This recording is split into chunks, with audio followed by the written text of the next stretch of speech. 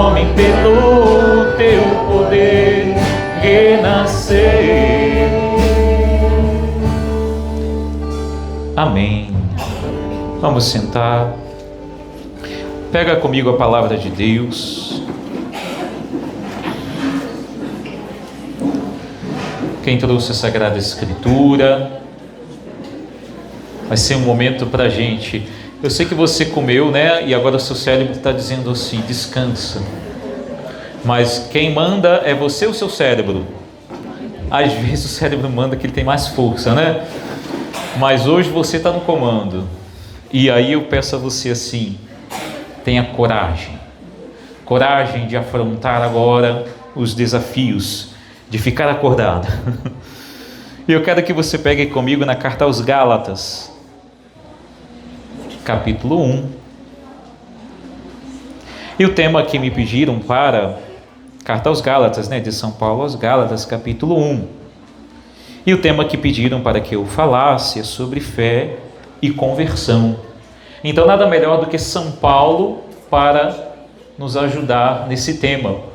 Fé e conversão, sobretudo no nosso contexto de vida, né? Porque a gente tem que entender que hoje a conversão que Jesus exige de nós é diferente da conversão que exigia dos cristãos dos primeiros séculos, né? Porque hoje os desafios são outros e a gente precisa aprender a reconhecer os desafios. Pega comigo no capítulo 1, versículo 6. Então, prestou atenção no título? Fé e não prestou atenção nada. Esse já é um desafio do mundo atual, né? A distração. Fé e conversão. Vamos lá? Qual é o título? Fé e conversão. Mas sobretudo no contexto de hoje, ok? Vou tentar ajudar vocês. Peguem comigo na carta aos Gálatas, capítulo 1, versículo 6, para iniciar. Você sabe que Gálatas é, né, uma comunidade que São Paulo funda evangelizando. Ele ia evangelizar porque recebeu de Deus o evangelho e foi então como aquele mandato do Senhor pelo mundo evangelizar. E chegando lá, ele anuncia Jesus. Aquele Jesus que se comunicou diretamente a São Paulo, assim como se comunicou aos outros apóstolos. Mas São Paulo de um modo especial, porque Jesus já tinha subido aos céus e aparece para ele no caminho para Damasco. E vai se revelando aos poucos para São Paulo. Ele tem todo um conteúdo que confere com o conteúdo dos 12 apóstolos. Tanto é que ele começa a pregar sem ir ter com os outros apóstolos que eram antes dele, de tanta autoridade que São Paulo tinha. E aí então, passando por cada comunidade e fundando cada comunidade, ele tinha um conteúdo: Jesus Cristo, aquele que morreu e ressuscitou pela salvação dos nossos pecados, nos libertou da prática da lei e nos deu a lei do Espírito. Devemos viver no Espírito Santo, e a gente vai entender o que é isso. São Paulo então começa essa carta reclamando. Por quê? Porque alguns na época de São Paulo começaram a pregar um Jesus diferente daquele que ele recebeu. Não é mais ou menos parecido com a gente hoje em dia? Quanta gente pregando Jesus por aí afora? Mas onde você encontra o Jesus que São Paulo recebeu? Me responde você. Onde você encontra? Porque você talvez esteja contaminado por aquele jargão: não importa onde, o importante é buscar Deus. Balela. Se fosse assim, daria no mesmo que você buscar Jesus Cristo na fé católica ou buscar Jesus Cristo lá no Espiritismo, porque afinal de contas os dois falam de Jesus.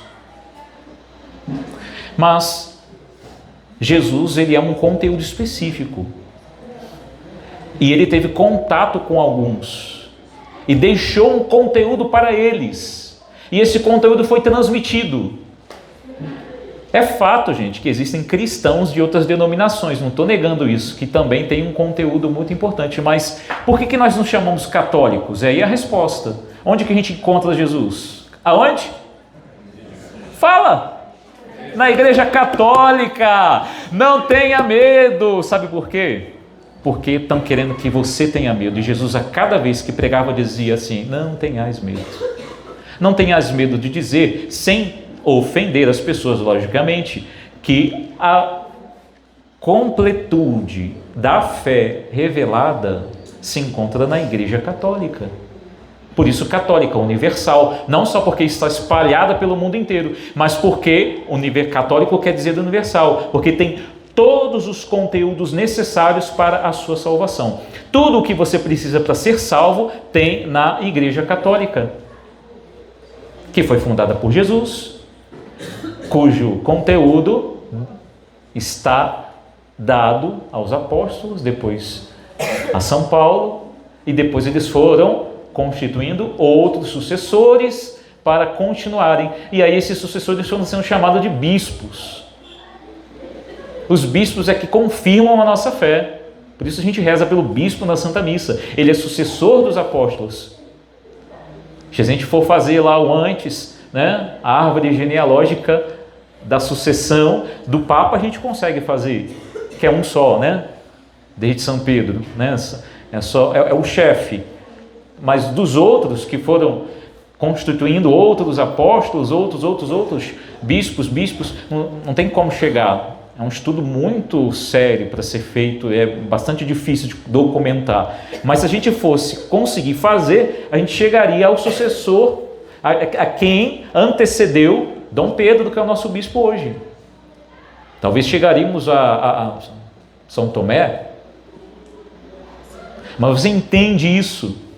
Que você está no lugar certo? Primeiro de tudo. Por quê? Porque fé não é, e a gente cansa de dizer isso, um sentimento. Fé, além de ser uma decisão, é um conteúdo. Crer não é você sentir que tem alguma coisa acontecendo com você e você vai lá e é movido a crer. Isso também faz parte. Mas crer é você acreditar em tudo o que Jesus fez e falou. Porque foi ele que disse, por mais que você não desça aqui, Jesus falou que os adúlteros não herdam o reino dos céus. Jesus falou que aquelas pessoas que fazem mal aos outros não herdam o reino dos céus. Por mais que não desça aqui, você crê que porque foi ele quem disse, é verdadeiro. E você tem que, de alguma forma, ir se convertendo a esse conteúdo. Então, justamente isso que eu quero dizer para vocês. E olha o que São Paulo diz. Maravilha-me. Ou seja, eu estou aqui maravilhado de que tão depressa vocês, Gálatas, tenhais deixado aquele que vos chamou por puro favor, para passardes a um evangelho diferente. Não é que seja outro, mas alguns vos estão perturbando para deformar o evangelho do Messias. Ou seja, tinham pessoas infiltradas na comunidade cristã pregando Jesus Cristo, o mesmo Jesus, mas o conteúdo diferente. Quantas vezes você por aí ouviu fulano e ciclano pregando na internet um conteúdo como, por exemplo, Jesus não quer que você sofra? Você já ouviu alguém aqui na Igreja Católica falar isso? Sofrimento é sinal de que você não tem sido fiel a Deus. Se você está pobre, é porque você não está sendo fiel ao dízimo. Já ouviu isso? Eu já. A famosa teologia da prosperidade. Prega Jesus Cristo. Prega Jesus Cristo. O mesmo Jesus que nós, mas não o mesmo conteúdo que nós. Por isso que a igreja ainda é perseguida, porque ela procura ser fiel ao conteúdo recebido, porque a palavra eu recebi, não é minha, então eu não posso manipulá-la ao gosto da Assembleia. É isso que São Paulo está lutando aqui, por isso que ele era inclusive antipatizado pelas próprias comunidades que ele fundou. Mas ele era maduro na fé, porque ele sabia da verdade, ele viu Jesus, ele tocou em Jesus. E era isso que ele transmitia. E quem fazia a mesma experiência sentia-se livre, liberto para não ser manipulado, não querer agradar. Isso é maravilhoso, liberdade, é o que Jesus quer, liberdade no espírito. E aí ele diz, continua, mas se nós ou algum anjo do céu, olha, ele chega a dizer, vos anunciar um evangelho diferente, São Paulo está, inclusive, diz: se eu, por acaso, começar a falar um evangelho diferente, que eu seja maldito. Pesado. Pode cair um anjo do céu falando um evangelho diferente daquele que foi anunciado por Jesus. Seja maldito. Como vos tenho dito, e agora repito, se alguém vos anuncia um evangelho diferente do que recebestes, seja maldito. Porventura procuro agradar aos homens ou antes a Deus? Pretendo agradar aos homens? Mas se eu quisesse agradar aos homens, não seria servo do Messias. Ponto. Primeira parte, fé. Fé, você vai levar isso para casa. É acreditar em tudo aquilo que Jesus fez e falou para a minha salvação. Vamos repetir isso? Repita comigo. Fé é acreditar em tudo aquilo que Jesus fez e falou para a minha salvação. Mas qual é o problema hoje? É que nós estamos numa geração que não acredita mais na verdade. A verdade é aquilo que eu sinto ser a verdade. Entendeu? Então, uma pessoa, ela tem dificuldade com a objetividade da palavra quando ela é formada nessa mentalidade. Eu creio naquilo que eu quiser acreditar. Eu creio naquilo que eu quiser ser. Eu posso ser o que eu quiser ser. Não, você não pode. Você não pode ser aquilo que você quiser ser. Se você se pendurar nesse caibro aqui e se jogar dizendo que você vai voar, vai acontecer? O que vai acontecer? Não vai morrer, né? Então, quando a gente não obedece às leis físicas, a gente sofre as consequências. Porque nós chegamos em um mundo em que as leis já estavam dadas. Da verdade matemática, da verdade física, mas também da verdade moral, da verdade espiritual. Eu não posso mudar a realidade, por exemplo, segundo a ideologia de gênero, de que é possível que duas pessoas do mesmo sexo tenham filhos. Eu não posso mudar essa realidade. Isso não pode acontecer. Não é que eu tenha... Alguém aqui tem preconceito contra pessoas que têm atração pelo mesmo sexo? Não. A Igreja Católica é a última a ter algum preconceito em relação a isso. Não é preconceito. É que realmente é impossível, biologicamente, que duas pessoas do mesmo sexo concebam um filho. E a Igreja diz, a família ela é fundada entre um esposo e a esposa, onde os dois se complementam psicologicamente, biologicamente, moralmente, espiritualmente, e nesse amor mútuo geram os seus filhos. Esse é o fundamento da família. Isso eu não posso mudar, está dado. É um fundamento moral, físico e espiritual e psicológico. Não tem como mudar isso. Mas nós, querendo recriar o mundo segundo o nosso gosto, nós começamos a criar a nossa religião, a religião à la carte. É como você vai no mercado, você pega o carrinho e você coloca as coisas que você gosta. Eu vou na pastora tal, porque lá ela fala de prosperidade. Eu vou lá na missa do Padre Celso, porque ele fala do Espírito Santo, e tem hora que ele fala, me dá uns calores aqui dentro, então faz bem para motivar, né? Então eu vou lá.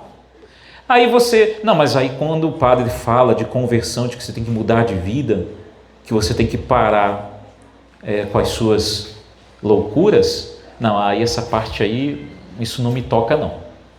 Então eu já deixo de ir à missa.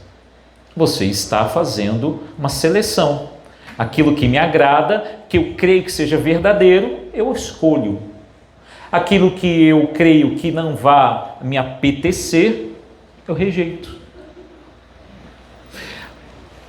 Amados, Jesus é o único caminho para a salvação. Esse é o conteúdo principal da história. Então, se você buscar salvação em outra fonte, você não vai encontrar. E existe uma outra verdade que eu tenho que te anunciar, que é a verdade de que você foi destinado para o céu. Só que esse céu ele precisa ser conquistado. E você conquista quando você é amigo de Jesus. Essa é uma lei espiritual. Esse é o anúncio. E para ser amigo de Jesus, você tem que ser inimigo daquilo que Jesus se tornou inimigo. Jesus é inimigo do quê? Do pecado. Se você é amigo de Jesus, você rejeita o que Jesus rejeita, porque você quer se assemelhar a Jesus. Bom, então o que é pecado? Pecado é errar o alvo.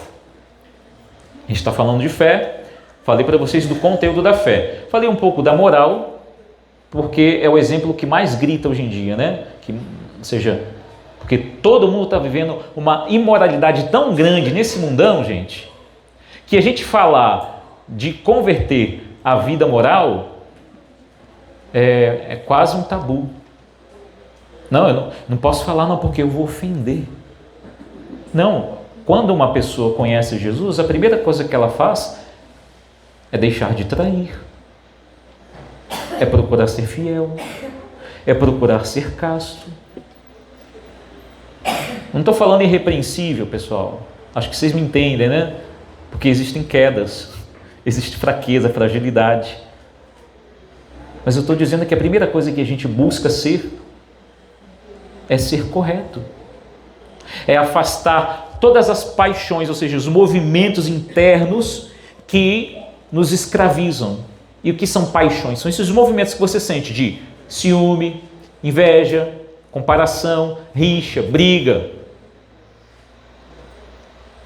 E aí, todos os outros vícios. Tudo isso vai se movendo contra o Espírito Santo que chegou na sua vida, porque ou você obedece aos seus instintos, ou você usa essas forças que você tem para fazer o bem.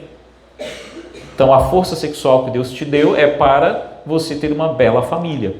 Ou para o sacerdote também, o sacerdote tem a força sexual, para poder ofertar-se a Deus e conduzir espiritualmente uma família, ser pai de uma família, com a força que Deus deu a ele. E você também tem tantas outras forças. Por exemplo, você tem a ira dentro de você. Ela é boa ou ruim? Neutra. A ira não é nem boa nem ruim, é o que você faz com ela. Assim como a sexualidade, a atração. Assim como, por exemplo, a sua vontade de comer. É boa ou ruim? Neutra. Depende do que você faz com isso. Agora está pesando o caldo, né?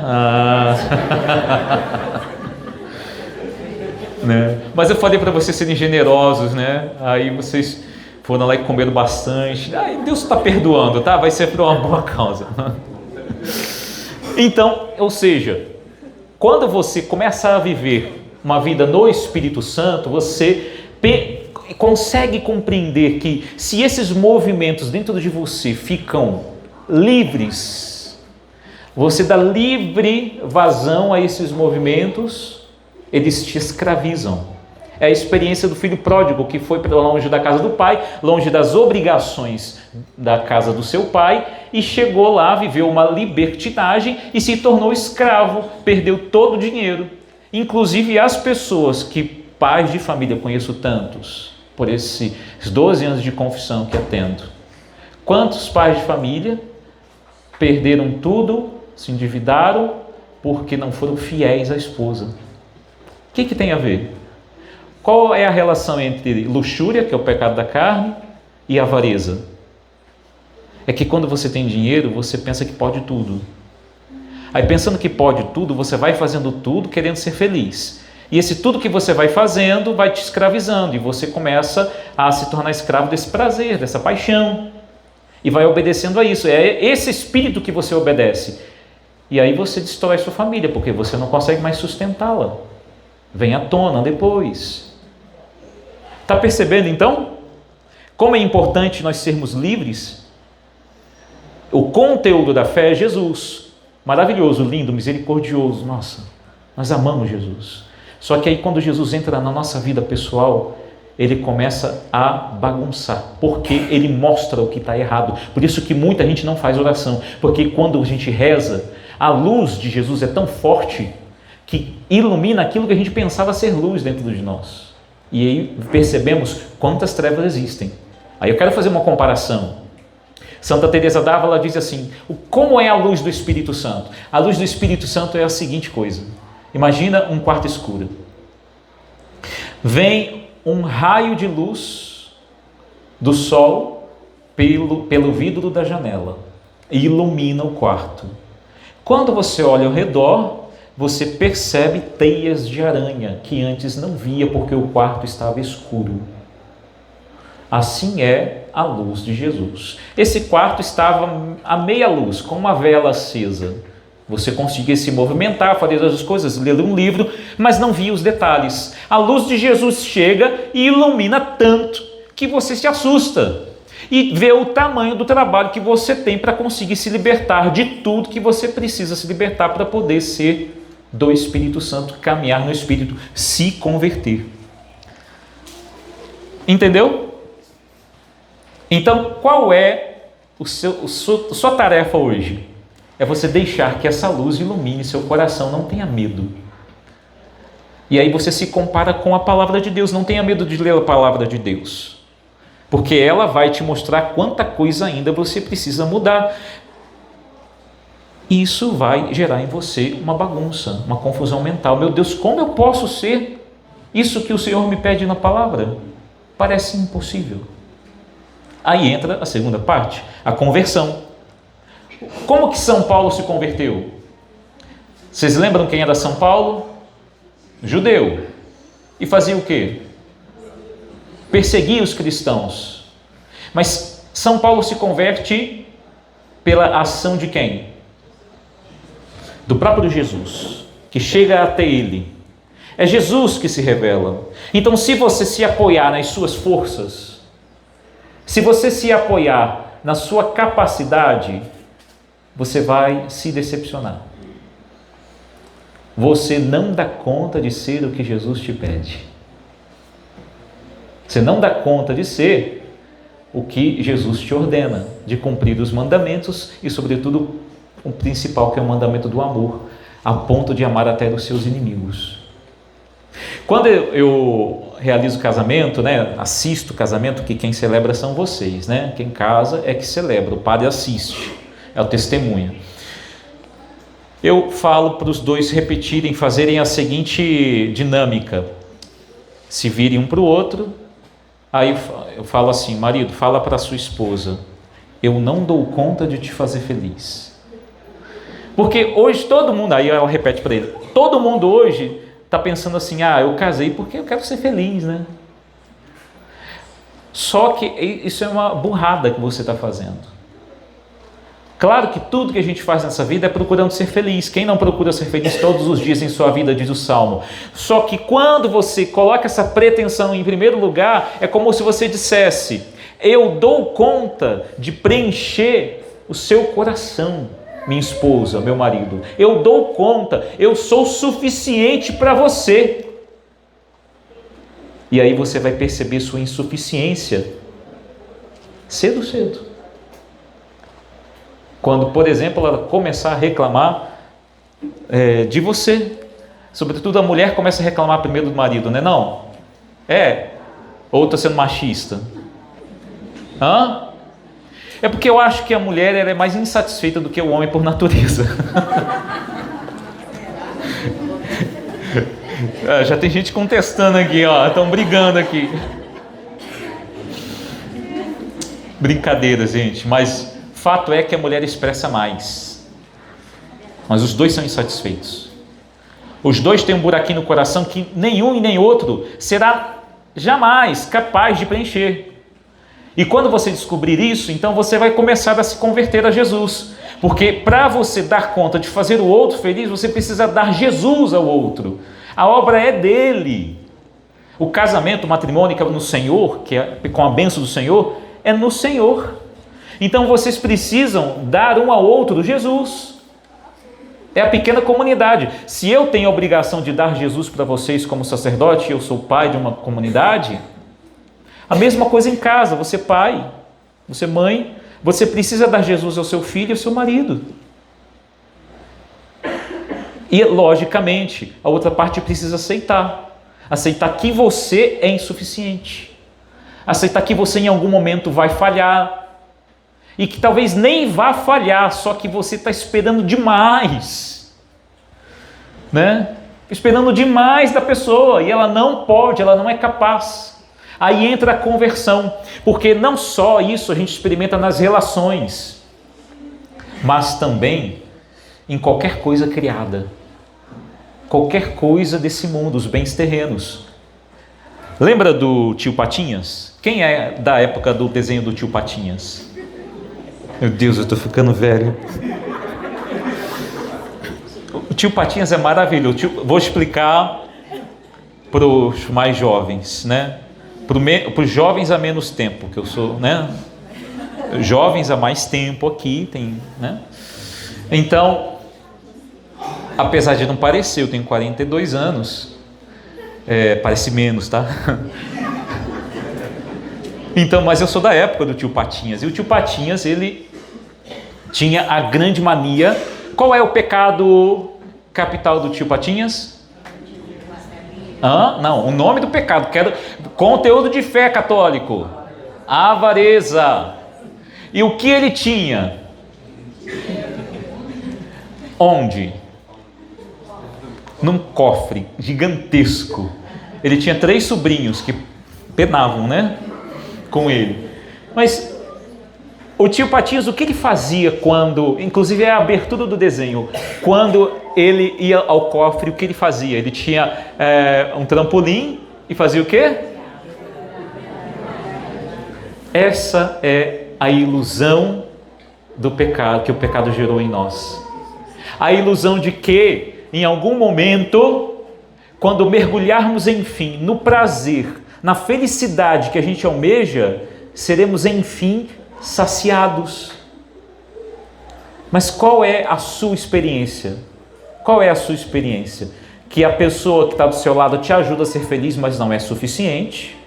Inclusive, ela vai passar por isso, você tem que se desapegar dessa pessoa, entregar para Deus, né? É de Deus essa pessoa.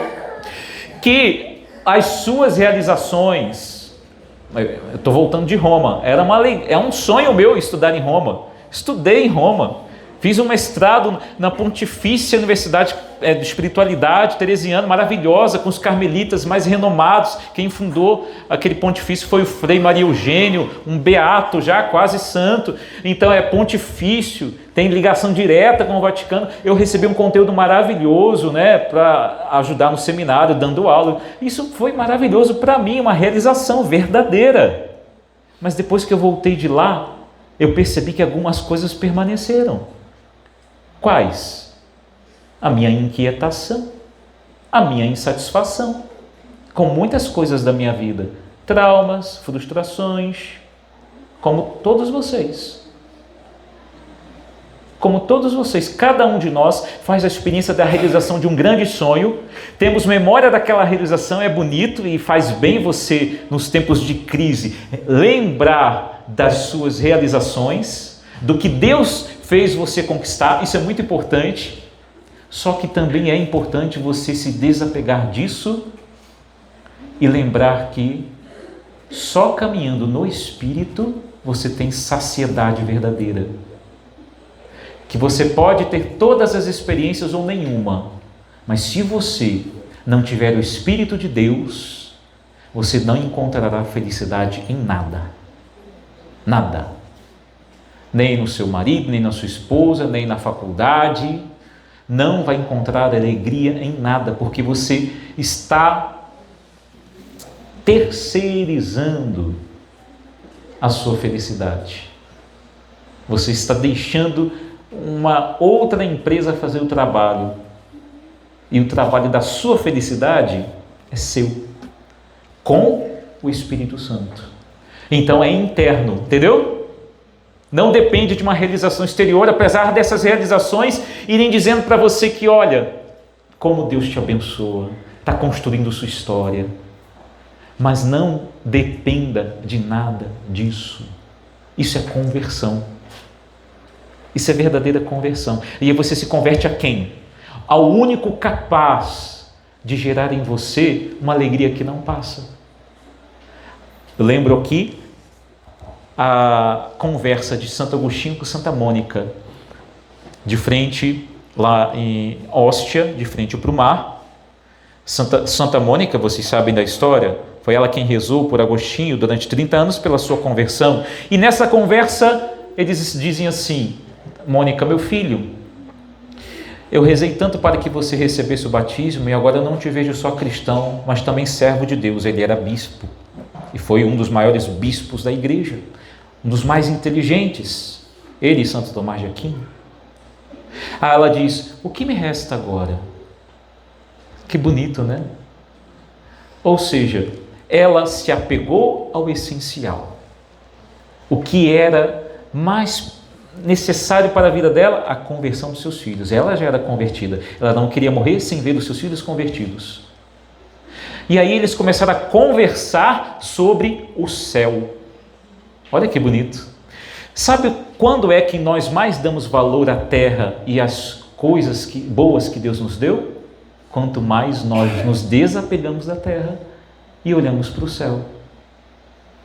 Alguém vai falar que você é alienado, que não se mete na política, que não influencia socialmente. Isso é tudo discurso ideológico.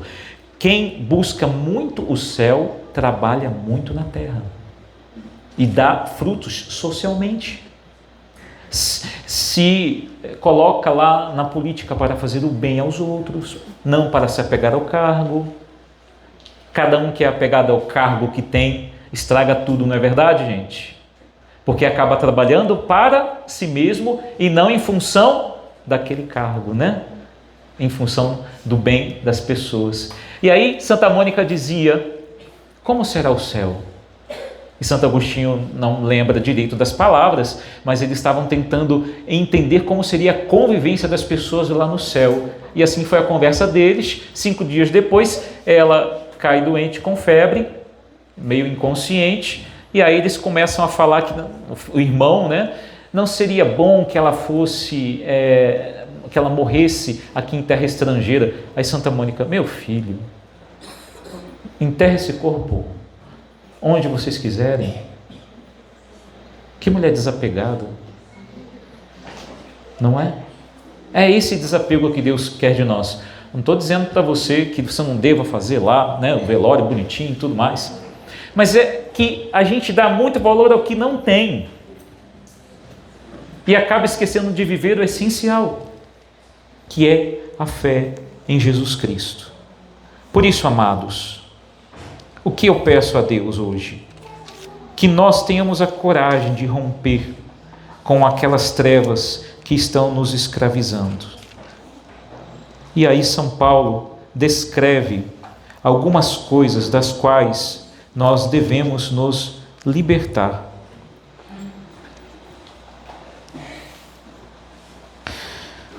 Para que nós cheguemos à conversão, a gente precisa fazer um caminho.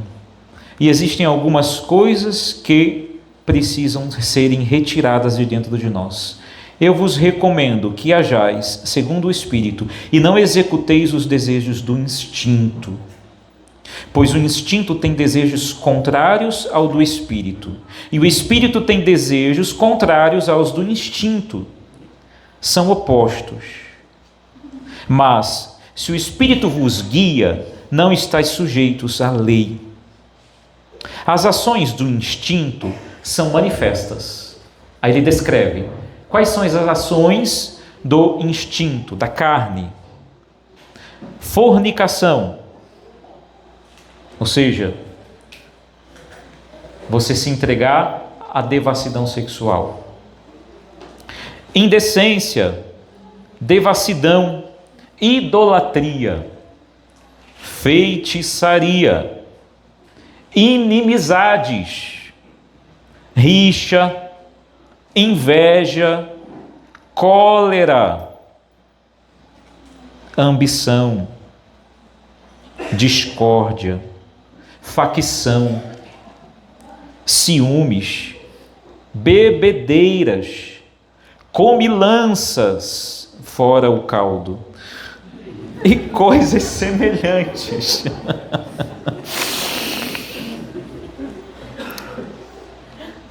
Só para poder vocês não ficarem com crise de consciência, né? O que é gula, afinal de contas? Todo mundo pergunta, né? Ou todos os pecados capitais. A gula é você querer sentir alegria no fundo do prato.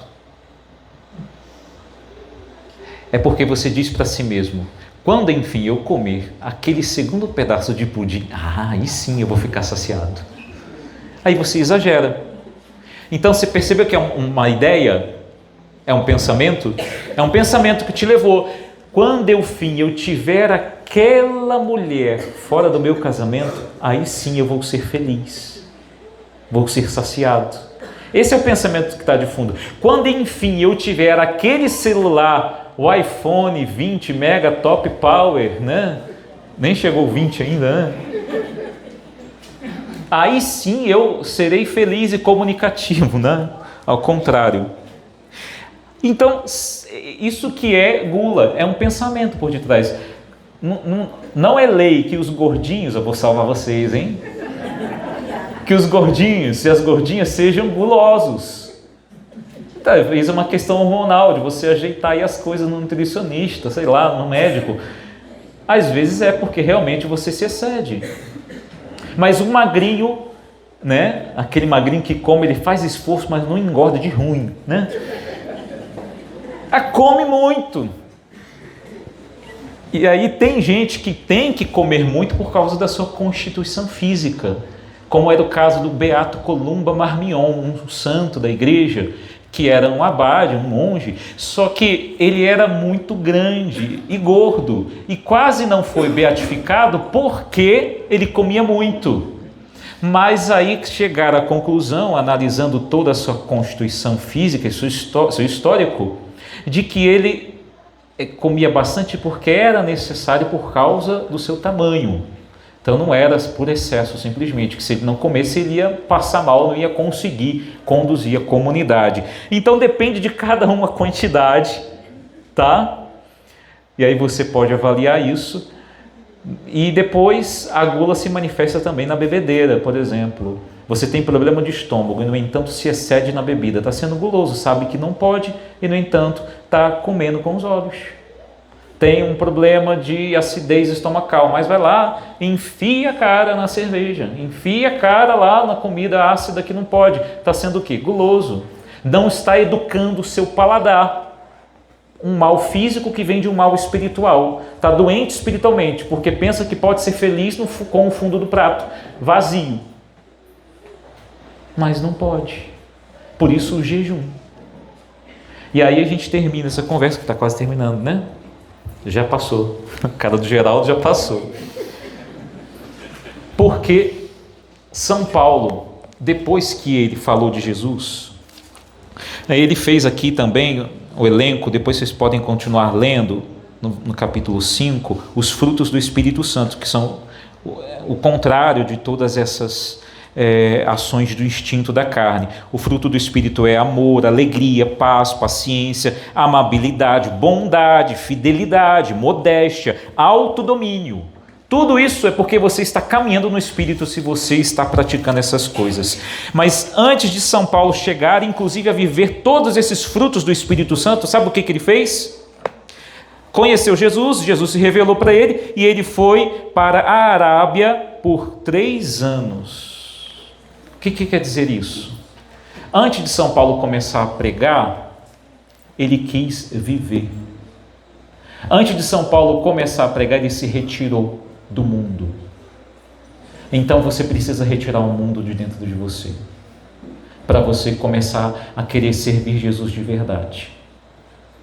Não é que você agora vai pontuar as coisas. Ah, vou parar de servir Jesus, vou cuidar só aqui de dentro de mim. Não. Enquanto você serve Jesus, Jesus também te cura. Se ponha a serviço, mas saiba, você precisa parar e se analisar, fazer mais retiros espirituais, ouvir mais pregações, se deparar mais com a palavra de Deus, para que, confrontado com a palavra e não se comparando com os outros, você possa ir melhorando, amadurecendo, se convertendo. São Paulo fez isso, deu 3 anos da vida dele para que o evangelho pudesse tomar forma dentro dele e ele pudesse então ter um conteúdo para anunciar e fazer tantos milagres como fez e converter tanta gente como converteu. E aí, um último detalhe.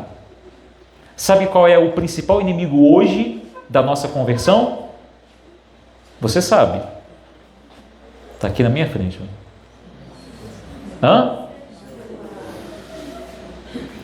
E por quê? Mas não é só o celular em si. Ele é bom, se sabemos usar. É a exposição constante às telas, a distração constante. Gente, não tem uma pessoa que tenha se convertido que não tenha procurado concentrar-se. É muito engraçado fazer pregação, porque conforme as pessoas precisam passar aqui na frente e tudo mais, ou acontece alguma coisa, um passarinho entra, um bicho entra, você tem medo de mariposa, a mariposa entra, todo mundo faz assim, né? Acompanha, se distrai. Eu sei que é difícil manter a concentração para todos, né? Todos temos que fazer um exercício constante, e por isso que o padre tem que usar as mãos. Sem mão eu acho que eu nem pregaria, né? Mas hoje em dia a situação está tão feia, que as pessoas estão entrando numa dependência afetiva do celular. Tem gente que não dorme sem o celular do lado. Tem pessoas que não dormem sem ficar 1 hora, mais ou menos, nas redes sociais, passando, zapeando.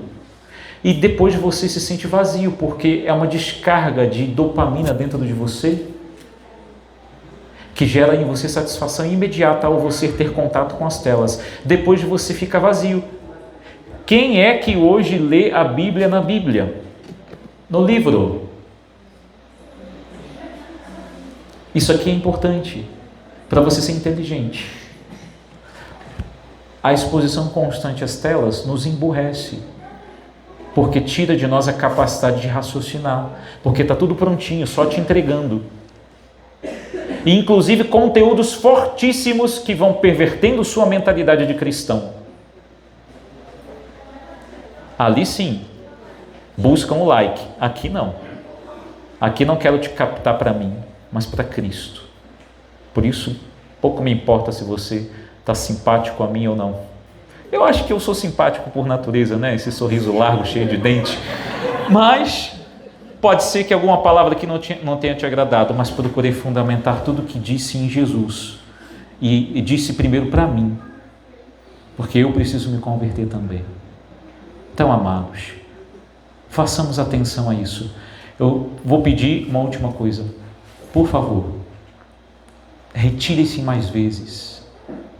Silêncio, desligue o celular, sabe, saia mesmo, às vezes por um final de semana inteiro.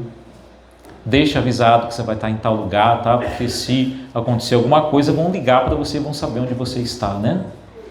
Mas saia, faça retiros, desligue as telas, o rádio, de vez em quando, a televisão.